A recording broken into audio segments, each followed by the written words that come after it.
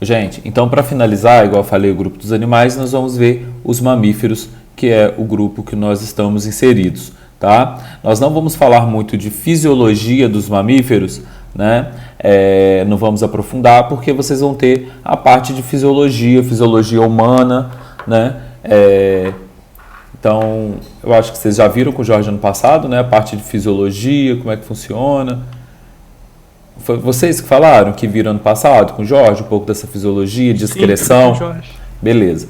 Então, as principais características dos mamíferos, gente, possuem pelos e anexos embrionários de queratina, né? Unha, cabelo, possuem glândulas mamárias, né? Dá até o nome do grupo aí, possuírem glândulas mamárias, responsáveis pela produção de leite e vai alimentar o animal jovem.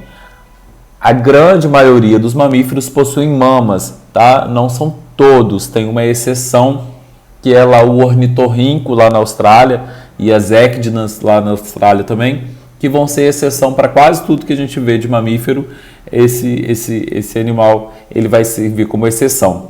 Possuem glândulas lacrimais, sebáceas e sudoríparas, tá? Então as glândulas lacrimais que vão produzir as lágrimas, as sudoríparas que vão produzir suor, né, que vai ajudar a gente a manter a nossa temperatura corporal. Só adiantando aí já, nós somos animais homeotérmicos, então nós conseguimos manter a nossa temperatura corporal, ela não vai variar. Isso vai permitir que os mamíferos eles vivam nos mais diversos ambientes do planeta Terra, né? Porque um animal, por exemplo, um réptil, né, que não consegue manter a temperatura corporal, ele não vai conseguir viver, por exemplo,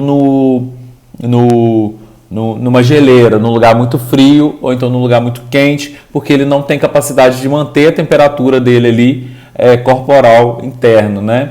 Então ele vai depender do ambiente externo, então ele não vai conseguir viver ali naquele ambiente.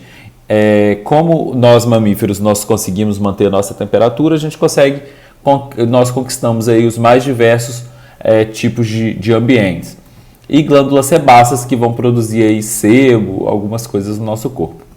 Assim como as aves, possuímos circulação fechada e completa. Então o nosso sangue ele fica somente dentro de vasos sanguíneos, né? Não tem extravasamento de sangue e a gente tem divisão aí de sangue arterial e sangue venoso. O nosso sangue carregando gás carbônico e o nosso sangue carregando oxigênio, eles não se encontram. Um coração tetracavitário, né?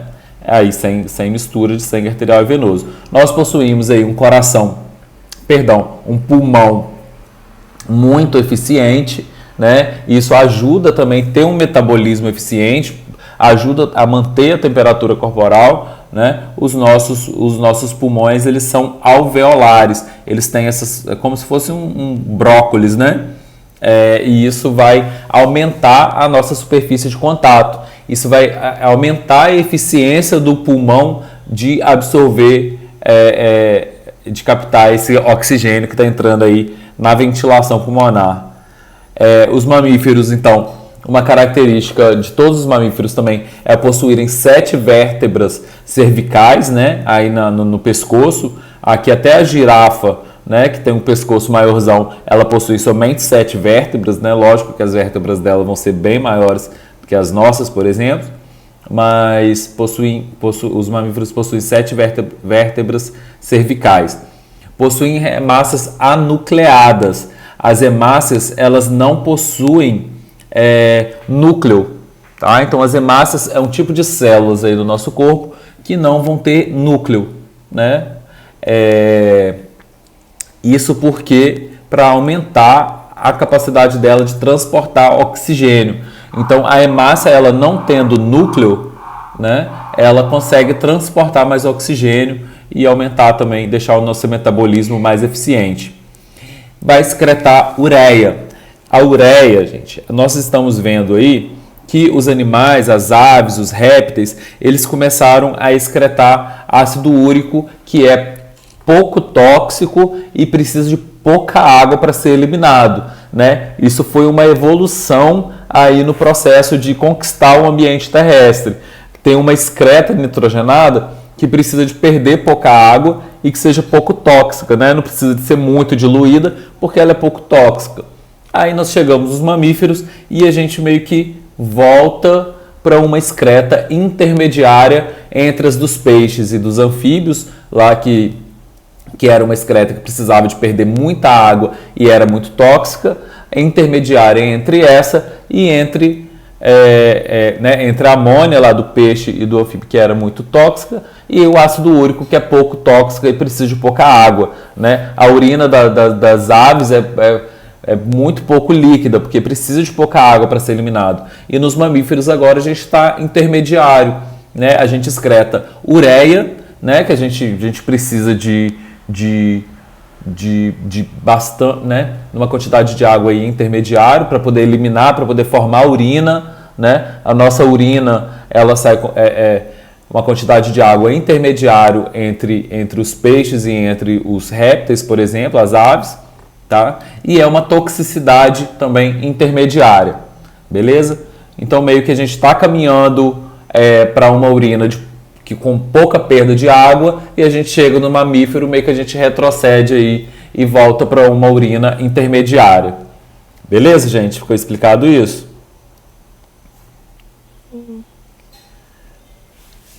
A maioria é vivíparo, então o embrião ele se desenvolve dentro do corpo da mãe, né? Em placenta, né? A maioria dos representantes dos mamíferos eles são animais placentários, então o embrião ele vai se desenvolver dentro da placenta, mas nós temos alguns exemplos de animais que são ovíparos, que colocam ovos, que vão ser os ornitorrincos e as équidinas, tá? Que vão colocar ovos aí. Possui sistema digestório completo, então boca e ânus, né? Com exceção de novo do ornitorrinco e da équidna, que eles vão ter cloaca. A cloaca vai ser um único orifício que vai eliminar fezes, urina e vai servir como para reprodução, né? Só uma observação, gente, mas ser os animais ruminantes, o intestino dele, já que a gente está falando de sistema digestório, eles vão ter 4 partes. O intestino dos ruminantes, eles vão ser divididos em 4 partes: rumen, retículo, omaço e abomaço. O que acontece? Esses animais eles são herbívoros. Vamos pensar numa vaca, por exemplo, né, que fica lá no pasto comendo capim. Esses animais eles são herbívoros. E o nosso corpo, nós mamíferos, nós não temos capacidade de digerir a celulose. Tá? Nós não temos no nosso intestino uma enzima chamada de celulase que vai digerir a celulose, que é aquele carboidrato estrutural lá dos vegetais. Então, se a gente comer um vegetal ele inteiro, né, colocar uma folha de alface na boca sem mastigar, ela vai ser eliminada nas nossas fezes inteiras, porque nós não temos capacidade de quebrar essa celulose dentro do corpo da gente. Né? A gente pega, por exemplo, o milho aí, que a gente come o milho, se a gente não mastigar, ele vai sair inteiro nas fezes, porque no nosso intestino nós não temos capacidade de digerir a celulose, tá? Então, e essas vaquinhas aí que estão lá no pasto comendo capim, elas são chamadas de animais ruminantes, porque elas conseguem de alguma forma se adaptarem para poder quebrar essa celulose. Como que elas fazem, né? Elas comem esse capim ele cai no intestino e vai para o rumen, né? Do rumen ele vai para o retículo e ele volta para a boca da vaca, e a vaca continua tipo ruminando, né? Comendo, mastigando aquela comida que volta lá do intestino, ela engole de novo, aí passa para o omaço, abomaço, e aí sim vai eliminada, ela consegue absorver, né, os nutrientes aí que está nesse capim.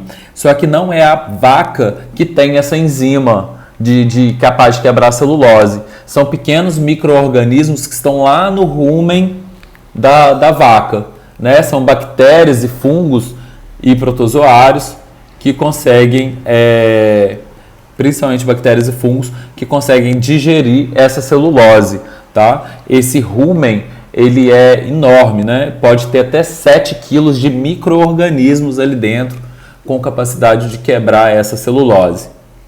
Beleza, gente? Ficou explicado isso?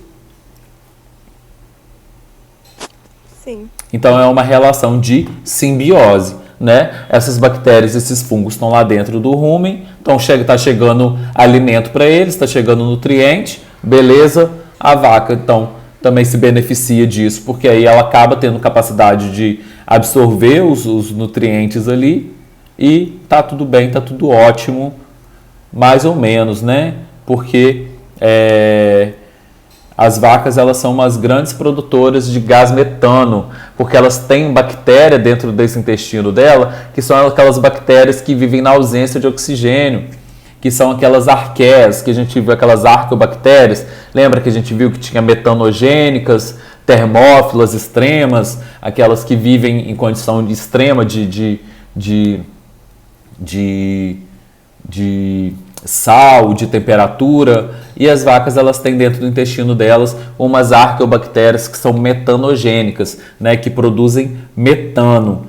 Então são essas arqueobactérias metanogênicas, elas conseguem, elas liberam metano, gás metano, e esse gás metano, ele é muito prejudicial para o ambiente, né, que ele é muito pior do que o gás carbônico aí para o efeito estufa, né? Então esse gás, ele é eliminado tanto no pum da vaca quanto no tipo arroto, né? Ela vai comendo, ela vai ruminando esse capim e ela vai soltando arrotos que vão liberando esses gases metanos aí, que vão para a atmosfera e causam um efeito estufa. Beleza? Ó, durante a digestão, bois e vacas produzem muito metano, um gás que contribui com 23% do efeito estufa e é 21 vezes mais ativo que o gás carbônico na retenção dos raios solares que aquecem o globo. No Brasil, os rebanhos de bovinos e outros ruminantes, cabra, ovelha, búfalo, são responsáveis por 90% do metano gerado no país. No mundo, esse índice cai para 28%. O gás é produzido por bactérias do rumen, uma das 4 cavidades do estômago dos bichos, que ajudam a retirar a energia dos alimentos que o gado come. O mais curioso é que a maior parte dos gases não sai estrondosamente pelo ânus do bicho, mas pela boca, como se fosse um arroto, junto com a respiração. Mas antes que alguém resolva dar nome aos bois e mandar as vacas para o brejo por causa do efeito estufa, vale lembrar que o maior responsável pelo excessivo aquecimento global é o gás carbônico emitido por fábricas e carros. No caso dos ruminantes, dá para reduzir a emissão de metano mexendo na dieta dos animais e diminuindo o tempo para abate, afirma o agrônomo Sérgio Raposo, da Embrapa. Beleza, gente? Apesar de ele ser mais ativo, né, do que o gás carbônico lá no efeito estufa, ainda os carros e as fábricas, né, elas ainda produzem tanto gás carbônico que ainda está em primeiro lugar aí no aquecimento global. Interessante, né? Gente, isso daqui é o cladograma que eu falei que eu ia trazer da outra vez, só para a gente ter uma noção, é isso daqui que eu queria que vocês vissem, tá? Então, num cladograma aí dos peixes, anfíbios, répteis, aves e mamíferos, eu só queria que vocês entendessem esse nó aqui. Os mamíferos, então, eles vêm, o ancestral do mamífero é um réptil, tá? Então, a ave, ela veio aqui dos répteis, só que o mamífero também dos répteis, tá? Então, o cladograma correto aí, quando a gente vai estudando os animais, ele fica dessa forma aí, tá? Não fica aqui, tipo,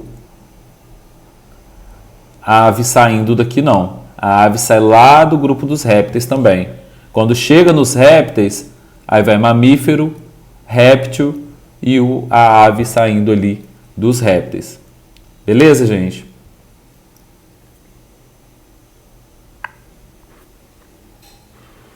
Por quê? Qual assim, é a principal característica que os dois têm? Quem? As aves e os répteis. O que acontece quando dos répteis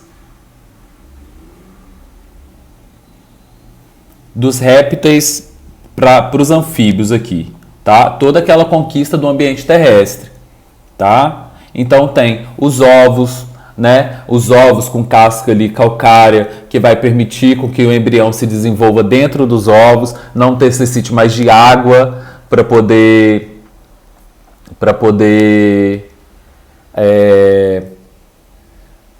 se desenvolver, fecundação interna, não vai precisar mais da água. Então eles conseguiram conquistar o ambiente terrestre, tá? Aí depois lá no grupo dos répteis, né, surgiu as aves com capacidade para o voo. Beleza? Então eu acho aqui que a diferença principal dos répteis para as aves é todas aquelas características das aves que nós vimos com capacidade para o voo. Tá? Mas a característica que junta aqui os répteis, as aves e os mamíferos é a capacidade aí da conquista do ambiente terrestre. Principalmente pela característica de um ovo, de uma fecundação interna, né, do desenvolvimento embrionário aí que independe da água. Deu para entender, Dudu. Deu? Obrigada. Nada. Então, o grupo dos mamíferos, gente, ele é dividido em 3 grupos principais: prototérios, metatérios e eutérios, tá? Isso daí está relacionado com placenta. Então, os prototérios são animais que não possuem placenta, tá? Também são chamados de monotremados. Então, vão ser os ornitorrincos e as équidnas. Vocês já jogaram Sonic? Já. Vocês lembram desse personagem aqui do Sonic? É o Knuckles. Ela é uma équidna, tá? Ela é do grupo dos ornitorrincos. Ela, na verdade, é esse animalzinho aqui, ó, que vive lá na Austrália, que também é um mamífero monotremado. Tá? Então, é um monotremado, um prototério, que eles não possuem placenta. O embrião vai se desenvolver dentro de ovos, tá? Eles vão colocar ovos e então vão ser ovíparos. Não tem placenta. Os metatérios, eles vão ter uma placenta pouco desenvolvida. O embrião, ele começa a se desenvolver dentro de uma placenta da mãe e depois ele termina o seu desenvolvimento dentro de uma bolsa. Então vão ser os animais marsupiais. Essa bolsa ela é chamada de marsúpio. Vão ser os cangurus, os gambás e os koalas. E os eutérios, que vão ser os placentários, que vão ter uma placenta bem desenvolvida e os embriões eles vão se desenvolver dentro de uma placenta, onde vão ter trocas ali gasosas da mãe com o embrião, vão trocar nutriente, vão trocar anticorpos, então vão ter essa placenta bem desenvolvida. Aí vão ser os morcegos, baleia, cachorro, humano, macaco, rato, tá? Todos os outros mamíferos aí, que é o maior grupo. Beleza, gente? Então, os prototérios, que também vão ser chamados de monotremados, eles vão ser mamíferos ovíparos, então eles vão colocar ovos, possuem cloaca. Cloaca é quando tem um único orifício para ânus, para eliminar as fezes, para eliminar a urina, para a reprodução, né? Para manter relação sexual, para tudo. É um único orifício, então cloaca. Vão excretar ácido úrico, tá? A gente viu que os mamíferos eles excretam ureia, né? Que a gente excreta ureia. Sai lá na urina, tem ureia. O ácido úrico volta lá para a condição das aves e dos répteis. Tá? Então excretam ácido úrico, possuem glândula mamária, mas eles não possuem mamas. Tá? O leite é eliminado por poros na barriga do animal e sai como se fosse na pontinha do pelo dele, assim. O filhotinho vai lá e fica lambendo a barriga da mãe, tá? Onde é formado aqui, onde saem os pelos, onde sai o leite, tá? Pelos poros. É como se saísse o nosso suor, né? Só que ela vai eliminando o leite e o filhotinho ele vai lambendo ali. Não possuem mamas, possuem esse bico de pato, né? Eles têm um veneno, atrás da pata de trás eles têm um veneno. É um bicho aí bem estranho. Beleza? Então esse é o ornitorrinco e essa é a Ecdna, que é aí a personagem do Sonic aí. Como é que ela chama, Arthur? Knuckles. Os metatérios, então, vão ser os marsupiais. Possui uma bolsa, um marsúpio, onde completa o desenvolvimento embrionário. A placenta bastante rudimentar são representados pelos cangurus, koalas e gambás. Tá? Curiosidade é que esses animais eles possuem 2 vaginas e 2 úteros. Tá?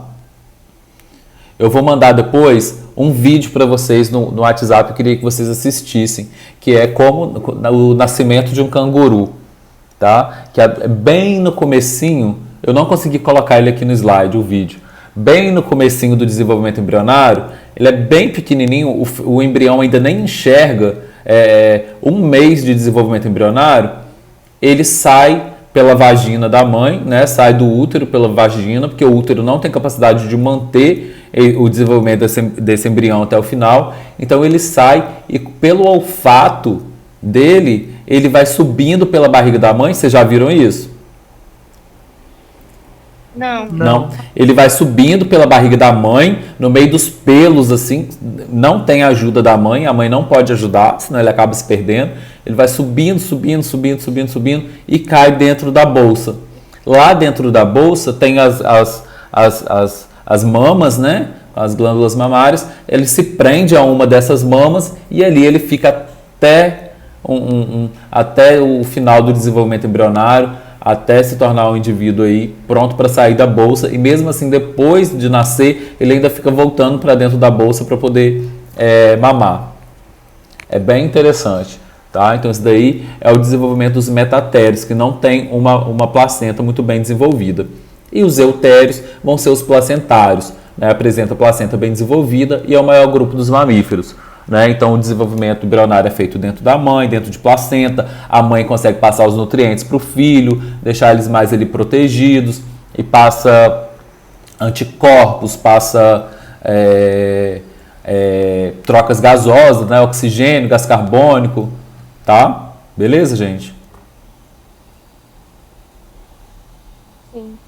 As principais ordens dos mamíferos, não precisa de saber isso, mas só para a gente ver como é diversificado as ordens dos mamíferos placentários. Né? Ordem porque reino, filo, classe, ordem. Reino animal, reino, filo, cordata, reino, filo, cordata, classe, mamíferos, ordens aí que são divididos. Né? Então, xenartra, né, endentados, vão ser o tamanduá, tatu, preguiça, rodente, que são os roedores, capivara, rato, esquilo, cutia, né, capivara é o maior roedor do mundo, carnívora, cão, gato, leão, hiena, insentívora, ouriço-cacheiro, esses daqui, ó. Quiróptera, é bacana de saber, então quiróptera vão ser os morcegos, tá? Cetácea é o grupo das baleias e golfinhos.